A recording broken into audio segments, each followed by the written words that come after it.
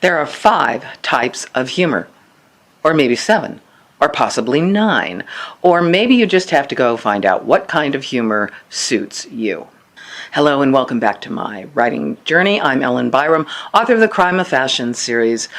I've been thinking about humor. I've talked about it recently, and I want to talk about it today and maybe cap it off with the different types of humor there are. So, what do we think about humor? Not everyone is going to like it. Some readers can't stand it in mysteries or thrillers.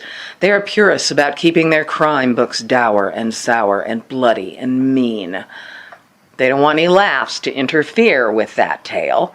What does this have to do with me? Before my first book was published, it is a crime of fashion mystery. It is funny, and it does not talk about fashion with a capital F. It talks about fashion as in what we choose to wear reveals stories about ourselves. In other words, clues, fashion clues. But I was describing it to a woman, and she grimaced and she said she would never read my book. She didn't enjoy that type of book.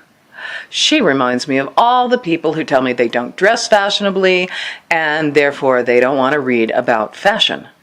They don't commit crimes, but that doesn't stop them from being informed by criminals or from committing fashion felonies for all of us to enjoy. But we are not necessarily what we read. We hope we are informed by what we read, amused, educated, and there are multiple forms of humor. Not one size fits all. Don't you hate that expression, one size fits all? It's overused, and I hate it, and I just used it. When it comes to humor, we are best off by listening to that hilarious little voice inside that springs up to say inappropriate or irreverent things in our minds. That voice is often accompanied by a critic who tells you to knock it off and don't you dare laugh at that person's outfit or their dilemma. What about a joke? A long time ago, I wrote a play for a festival called Interviewing Techniques for the Self-Conscious. And a fellow playwright who was English kept coming up to me and telling me, my jokes were so funny. I was confused because I don't write jokes. I didn't write jokes. I simply write the action, the story, the characters, and the dialogue. To him, I wrote jokes. Speaking of jokes, though, a classic joke can provide some useful structure when you're writing a short, humorous piece or a one-act play. A joke and a good story have this in common. They have a premise and a payoff and maybe a twist. The setup and the punchline may be enjoyable, but it is the twist at the end that makes it extra funny and memorable. For instance, you might write a story with a climax, and you resolve that story to your satisfaction. You have written the expected tale. Humor is about the unexpected. To bring it to the next level, think of something unexpected. Cinderella marries the prince. She has a happy ever after ending. But what if something takes away that happily ever after and pushes it to the next level, something unexpected? Maybe Cinderella is more adept at running the kingdom than the prince, and maybe the prince is just catching on to this, and he knows his life will never be the same. You can tackle humor in a number of ways, from droll to slapstick to laugh-out-loud funny. So what are the different types of comedy? Are there 5? Are there 7? Are there 9? When I was in high school, I was taught that there were about 7 forms of humor. This was in drama class, not anyplace else like English. Recently, I Googled the different kinds of humor to see if I remember that correctly, and now I find that there are supposedly 9 types of humor, of which there can be many variations and categories, but I have put them into 3 categories: high humor, medium humor, and low humor.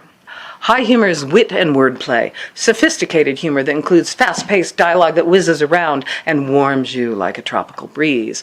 It can include satire and sarcasm. Topical humor comes from news and politics, when we see late-night talk shows pointing up stories and absurdities you won't necessarily see on the news. This skill takes the news and focuses a light on it. Improvisational is still part of that high humor. It is a very unique skill. In your books, a character can do a quick change. They can improvise reactions and character touches depending on the story needs. But you're lucky. You have time to improvise for the characters. Unlike a comedian given a word or a situation to act out in a few minutes, they have moments of pure comic genius, and I envy them. Then there is accessible humor, which is medium humor. Most people are going to get it. There's self-deprecating humor, turning the story on yourself, the kind of humor that wins friends because you are the butt of your own joke. There's also observational humor, when viewing the day-to-day moments in life that make most people smile or laugh. I'm sure this probably falls in all those short TikTok moments, making fun of everyday life. We can stick puns into this category, and they generally won't offend people. Then there is a new category to me, the surreal. I didn't study that one in high school, but the example that I found was, if you like Monty Python, you'll like this. And then there are the low humor. There is dark humor, another one we didn't cover in high school.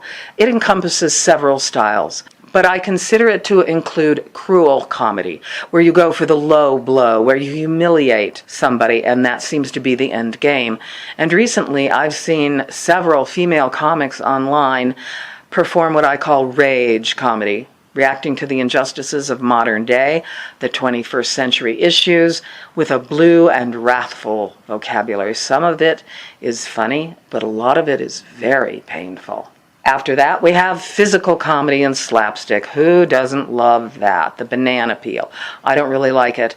These are all those video shows that feature people falling on diving boards to a laugh track. It's not my thing, and with a few exceptions, I do not like seeing people suffering potentially life-threatening injuries. I also hate seeing beautiful cars blown up. And then we come to bodily functions. This is the lowest of the low, the sights and sounds of the human body, and the sorts of things that make a 13-year-old boy laugh. It is yuck, but it is not yuck yuck. And you can write it into your books, but why would you? So those are my thoughts about humor, the types of humor. You can come up with more, I'm sure, or fewer. That's what I have for you today, and I'll talk to you next week. Bye.